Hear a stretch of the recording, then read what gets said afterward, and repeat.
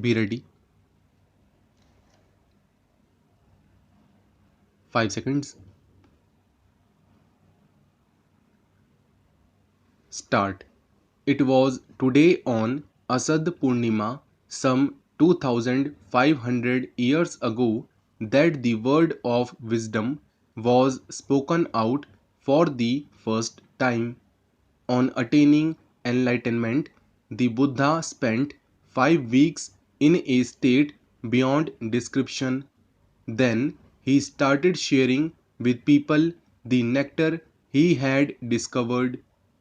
It was in the deer park in Sarnath near Varanasi, the ancient city in the eastern part of India, that the Buddha taught the Dhamma to his 5 original disciples. It was a momentous occasion, unparalleled in the history of humankind. The day is also known as Guru Purnima.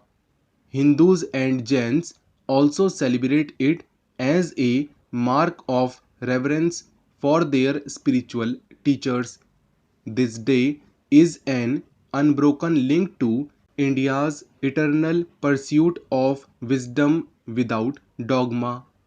I am happy to host the Asad Purnima celebration in the Rashtrapati Bhavan as part of our civilizational journey for welfare of the universe since time immemorial.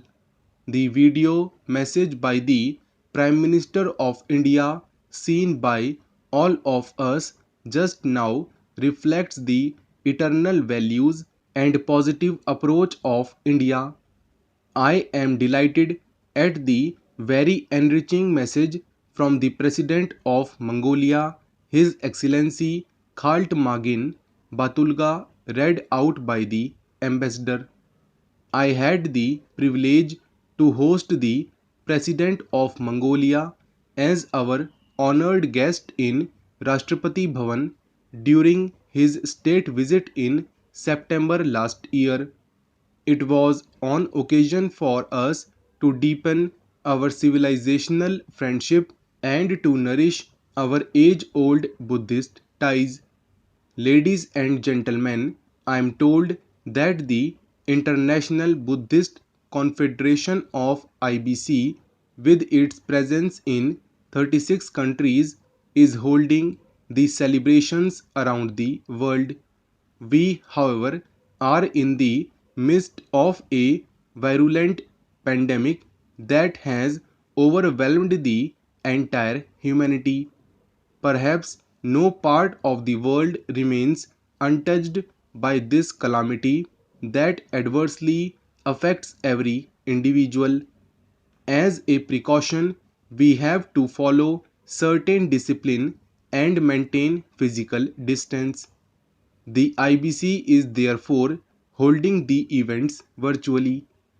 I believe that such an effort is praiseworthy because this makes it possible for a far larger number of people from all corners of the world to participate in them. Ceremonies and prayers are being organized at the sacred sites in Sarnath and Bodh Gaya in India, Kandy in Sri Lanka, and Gandan Tangchangling Monastery in Mongolia. Chanting of the Dharma Chakra, Parivartana Sutrabhi, the Mahasangha in various countries is being streamed live. Let us remind ourselves that the Buddha's first sermon was disarmingly simple. That sermon, known as Dhamma Chakra Pavatana Sutta in Pali, has a unique place in the Buddhist canon. Both practitioners and scholars revere it as the treasure in which the entire teaching is hidden.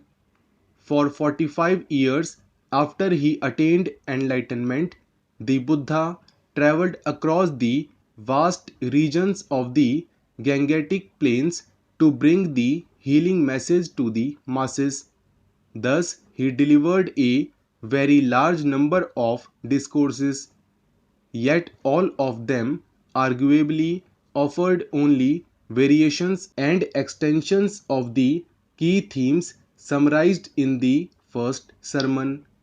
Ironically, the Buddha's teaching was against the current during those times, but the force of his argument was woven around love, compassion, and nonviolence.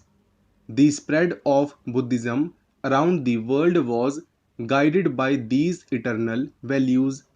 In his lifetime, he always sought to convince people through his logical and moral arguments. For the Buddha always held that to force oneself to believe and accept a thing without understanding is political and non-spiritual or intellectual. This is the precise reason that in his first sermon the Buddha advises the five original disciples to shun the extreme methods and prefer the middle path, Madhyam Marg. Then he speaks of the ultimate reality as given in the four noble truths, which are: first, dukkha or suffering; second, samudaya, the arising or origin of dukkha; third, nirodha, the cessation of dukkha; and fourth, magga, the way leading to the cessation of dukkha.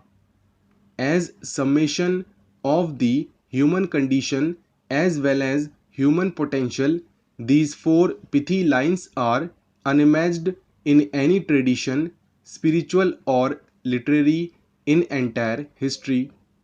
After the diagnosis of our ailment, the Buddha prescribes the medicine, which is the noble eightfold path to enlightenment known as the Ashtang Marg.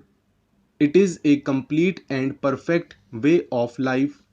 The eight steps are right view, right thought, right speech, right action, right livelihood, right effort, right mindfulness, and right concentration. In conclusion, the Buddha proclaims, "And a vision of true knowledge arose in me, thus my heart's deliverance is unassailable. This is the last birth. Now there is no more rebirth." Thus the Dhamma Chakra, the wheel of truth, was set in motion. Ever since, it has been the lodestar helping spiritual seekers navigate through the maze of worldly life and arrive at the end of suffering here and now. It is so scientific that it resembles psychotherapy more than a traditional dogmatic religion.